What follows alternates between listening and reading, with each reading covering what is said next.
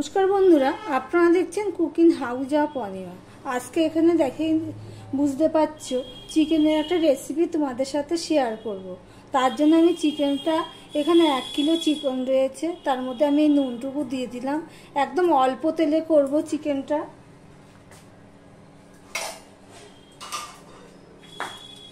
এখানে দেখো গোলমরিচের গুঁড়ো দিয়ে দিলাম 1/2 চামচের একটু বেশি। 1 চামচ জিরের গুঁড়ো দিয়ে দিলাম, 1 চামচ ধনের গুঁড়ো দিয়ে দিলাম, 1 চামচের বেশি দিলাম হলুদের গুঁড়ো, 1 চামচ দিয়ে দিলাম লঙ্কার গুঁড়ো, ঝাল লঙ্কার গুঁড়ো। আমি অল্প একটু তেল দিয়ে দেবো, একদম 1 চামচের একটু বেশি তেল দিয়ে দিলাম। এবার এখানে আমি দিয়ে দেব দই।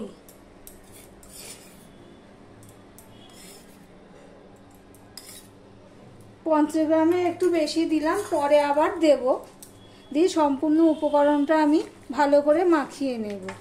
ভিডিওটি স্কিপ না করে পুরোটা দেখার অনুরোধ রইল। আর ভিডিওটি লাইক করে দেখা শুরু করবে। দেখো চিকেনটা আমি খুব ভালোভাবে মাখিয়ে নিয়েছি। তখন গরম মশলার গুঁড়োটা দেওয়া হয়নি, এখানে আমি 1/2 চামচ গরম মশলার গুঁড়ো দিয়ে দিলাম। মাংস মাখানোর সময় গরম মশলার গুঁড়ো দিয়ে মাখালে ভালোই লাগে। এটা দিয়ে আমি আরেকটু মাখিয়ে নিলাম। এবার দেখো এখানে আমি রসুন, পেঁয়াজ, আদা কিছুই দিইনি। এবার এই চিকেনের জন্য যা যা রাখবে সেগুলো আমি রেডি করে নেব। এটা 10-15 মিনিটের জন্য ম্যারিনেট করে রেখে দেবো। এদিকে কড়াই বসিয়ে দিয়েছি, কড়াইটা গরম হলে তেল দিয়ে দিয়েছি, তেলটাও গরম হয়ে গেছে। আমি তোমাদের সামনে প্রায় আধ ঘন্টা পর আসলাম। প্রথমে একটা শুকনো লঙ্কা ফোড়নে দিয়ে দিলাম,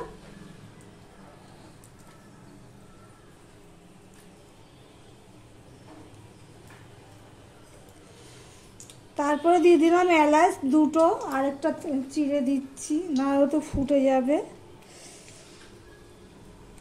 দেখো এলাচ দিয়ে দিলাম আরেকটা, আর এখানে 3টে লবঙ্গ, একটু দারচিনি দিয়ে দিলাম।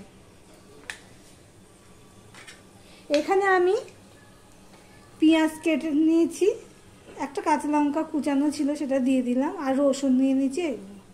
এবার এই ফোড়নটা হয়ে গেলে প্রথমে আমি তেজপাতাটা দিয়ে দিলাম। জল ছিল তাই তেজপাতা দুটো দিয়ে দিলাম। এই দেখো তেজপাতাটা দিয়ে দিলাম। এবার আমি দিয়ে দিলাম পেঁয়াজ আর রসুন। এখানে যেহেতু পরিমাণটা একটু বেশি আমাদের তুলনায় আর কি, আমি তো 500-600 মাংস রান্না করি ম্যাক্সিমাম দিন। এখানে যেহেতু 1 কিলো মাংস, সেজন্য আমি এখানে পেঁয়াজ দিয়ে দিয়েছি 200 গ্রামের মতো। এবার এটা আমি ভালো করে ভেজে নেব। পেঁয়াজটা নরম হওয়ার জন্য আমি 1 চামচের মতো নুন দিয়ে দিলাম। ওখানেও আমি 1 চামচের একটু বেশি নুন দিয়ে দিয়েছি। নুনটা আমি আর দেব না, দেখে তারপর দেবো প্রয়োজন হলে। নুনটা দিয়ে আমি আরেকটুখানি মিশিয়ে নিলাম, তাহলে পেঁয়াজটা আমার তাড়াতাড়ি নরম হয়ে যাবে। ভিডিওটি স্কিপ না করে পুরোটা দেখার অনুরোধ রইল। আর যারা ভিডিওটি দেখছো এখনো পর্যন্ত লাইক করনি, তাদেরকে বলবো আমার ভিডিওটি লাইক করে পাশে থাকতে। দেখো নুন দেওয়াতে পেঁয়াজটা অনেকটাই কমে গেছে, মজে গেছে, যাই বলো না কেন, লাল লাল হয়ে গেছে।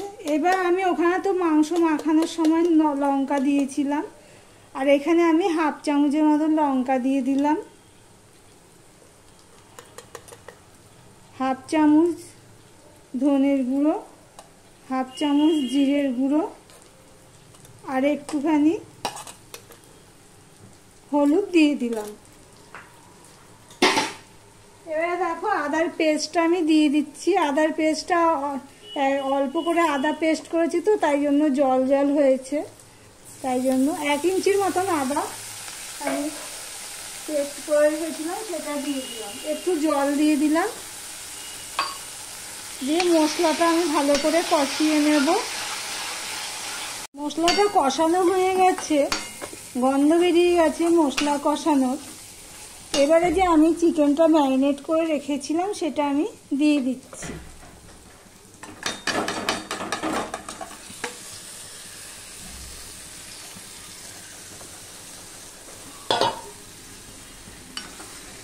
যে সমস্ত মশলা পেঁয়াজের সাথে আমি চিকেনটা মিশিয়ে নেব।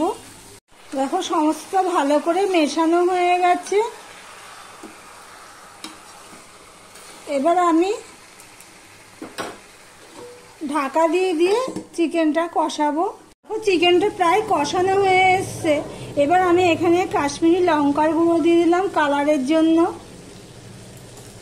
আর এখানে দেখো একটু সস নিয়ে নিয়েছি, একটু গ্রিন চিলি আর একটু টমেটো, এটা আমি দিয়ে দিচ্ছি।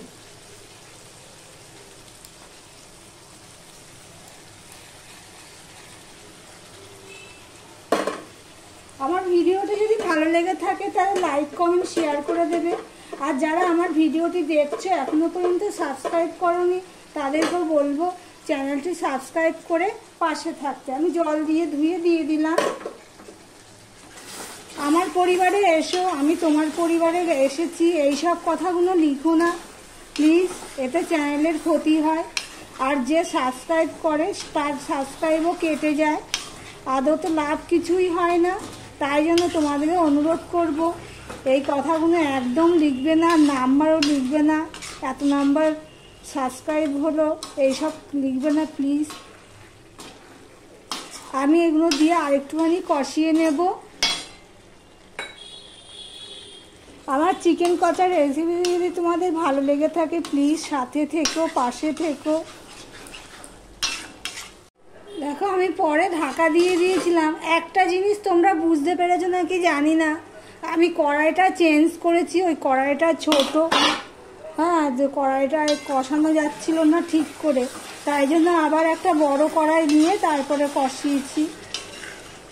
নাহলে ঠিক মাংসটা ঘুরছে না, সিদ্ধ হয়ে যেত কিন্তু কষানো হতো না।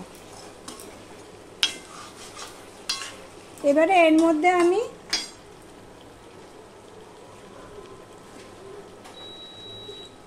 দেখো একটুখানি গরম জল করে রেখেছি, সেই গরম জল দিয়ে দেবো।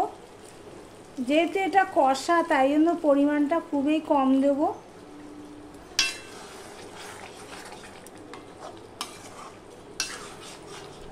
দেখো খুবই কম তেলে আমার চিকেন রান্না হয়ে গেল। একদম কম তেলে, দেখতেই পেলে মাখানোর সময় আমি সেরকম তেল দিই। এবার গ্যাসটা একটু বড় করে দেবো, মিডিয়ামে ছিল, দিয়ে আমি 3-4 মিনিটের জন্য ফুটিয়ে নেব। দেখো 4 মিনিটের মতন ফুটিয়ে নিয়েছি আমি। এবার আমি গ্যাসটা অফ করে দেব। ভিডিওটি আজকের মতন এখানেই শেষ করলাম।